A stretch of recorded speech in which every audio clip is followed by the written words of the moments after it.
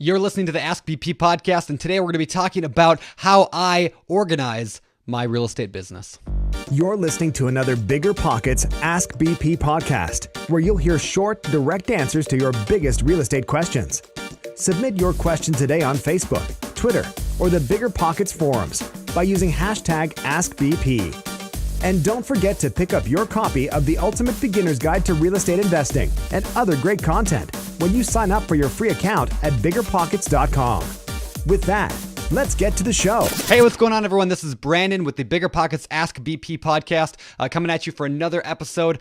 Today's kind of cool. We're going to be talking about how I organize my business. The question today comes from Sean from Seabrook, Texas. And Sean asks, how do you organize your real estate business? Plain and simple. Now, there's a few different avenues I could take with this question. And so I'm going to kind of make some assumptions on what exactly specifically you mean. But I'm going to talk about a few different ways that I organize my business. First of all, we're going to talk about how I actually organize how I work within my business. And then I'll talk a little bit about the structure, like the legal entity structure of my business as well. So let me start with how I kind of organize the day-to-day operations. So my business is structured like this. I'm kind of the bigger picture, motivated, guy like in my business that tries to make cool things happen. I'm always looking at another deal. I'm always searching the MLS or at least Zillow and Realtor.com for good deals. I talk to my agent a lot. I network with people. I hang out on BiggerPockets. I learn as much as I can. I'm kind of that guy. My wife is the other half of my team. My wife handles all the day-to-day stuff. So she handles talking with, dealing with contractors most of the time, dealing with some tenant issues. She handles all the paperwork, all the billing, all of that kind of the admin side of things. And she's really good at it because she's really organized. And I'm not very organized. If you know me, you know that I'm not very organized. So my wife handles all of that and she's awesome at it. And I handle the big picture. Then we have an office manager who works part-time, and we pay her to answer phone calls because I don't like talking on the phone with tenants, and neither does my wife. We pay her to answer phones. We pay her to show units, so she'll actually go up and show a unit. She will have them fill out the application. She'll communicate with the tenant. So she handles a lot of the front end stuff, like the stuff that I just don't like doing anymore. So she kind of handles that side. And then we have individual contractors who we just work with on a regular basis, handymen, people that we've developed relationships over the years with, and we're always looking to develop more of them. And that's kind of an ongoing process. So that's pretty much how our business operates. We've got an awesome real estate agent who does a lot of work for us. We've got, I got a mentor who I talk with almost at least once a week. We sit down and talk just about what we're doing, each other are doing in our businesses, how we can improve, how we can get better. And that's kind of neat too. So that's how my business is structured. Now, from an LLC standpoint or a legal entity standpoint, let me first preface it by saying I do not recommend you just following what I do here. This works for me in my county, in my state, according to my lawyer and my CPA. This is how we're currently structured. Again, this might change, and it could change, and this is what they said was best for me at the time. So again, this is not legal advice. I'm just telling you what I've done. So how we're structured is like this. If you know anything about me, we use a lot of partnerships. I talk about that a lot in my book, the book on investing in real estate with no and low money down, which you can pick up at biggerpockets.com/no money or over on Amazon. But I talk a lot in that book about partnerships, how much I like them. So as such, what we do is we set up an LLC for each partnership structure. So the partnership that I'm partnered with, partner A, is in an LLC by itself. All the properties I own with partner A are in this LLC. And, I don't own a lot of properties with any one partner, but that's A. And the partner I own with the properties I own with partner B are in LLC B, and then C is in LLC C, and then D and then E. So that's how we structure legally our business. And we've transferred the properties into those LLCs. We bought them with our personal name, and then we transfer them into the LLC. And I know there's a whole discussion on that, which we don't really have time to get into, maybe on another Ask BP podcast, about the due on sale clause and the risks of that.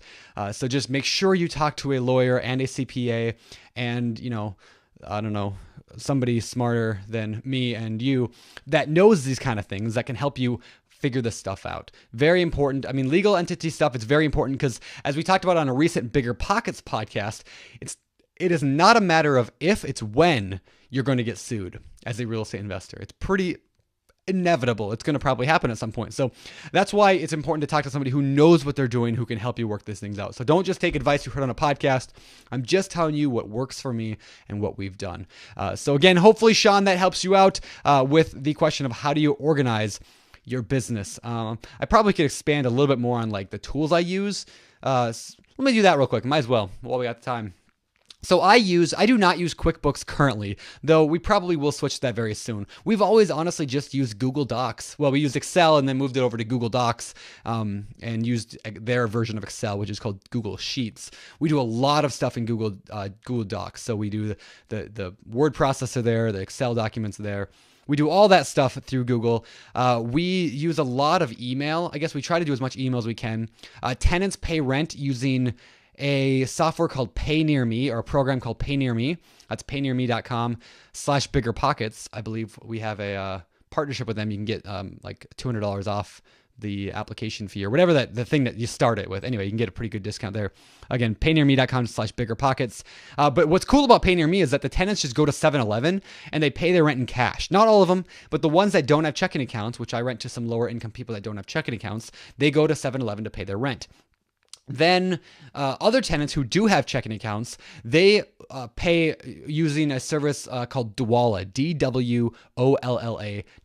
Dwolla is just a way to send money. It's kind of like PayPal, but you can. It's got a few cool benefits that allow tenants to cheaply, like a quarter, send me their rent using their checking account. So that's kind of cool too. So we use a combination of Dwolla and that. That's pretty much it in terms of how we organize. So I don't know if you have any other questions, you can always hit me up on BiggerPockets in the forums. I'm always in the forums hanging out, and you should be also, because you are the average of the 5 people you associate with the most, which is not actually our success quote of the day, which I'm going to get to in a minute. But I will say this, if you are enjoying this Ask BP podcast, if you want to do me a huge favor, I would love if you just took a moment and left an honest rating and or review in iTunes about this show, about the Ask BP podcast. I would love if you did that. I just want to let more people know about the show, and that is how iTunes determines who they want to show the show to, and how high it is in the rankings is based on the reviews. So I could use every single person who listens to this to go take 1 minute and go leave me a rating and review on iTunes or on your smartphone. So with that, let's get to today's success quote. Today's quote is from David Rockefeller, and he said, "Success in business requires training and discipline and hard work. But if you're not frightened by those things, the opportunities are just as great today as they ever were." That's so true, right? People often look for the get-rich-quick thing, but success in business requires training, discipline, and hard work. So don't be afraid of those things. Tackle those things. Take them on head on, and you'll do great things because there's so much opportunity in this world. So with that, remember, in pursuit of your dreams, do not just learn, but actually take action. For BiggerPockets.com and the Ask BP podcast, this is Brandon, signing off. You've just heard another episode of the BiggerPockets Ask BP podcast. Submit your question today on Facebook, Twitter, or the BiggerPockets forum by using hashtag AskBP. And for more incredible real estate investing tools and education, including a free download of our book, The Ultimate Beginner's Guide to Real Estate Investing, head over to BiggerPockets.com and sign up for your free account today. We'll see you on the next show.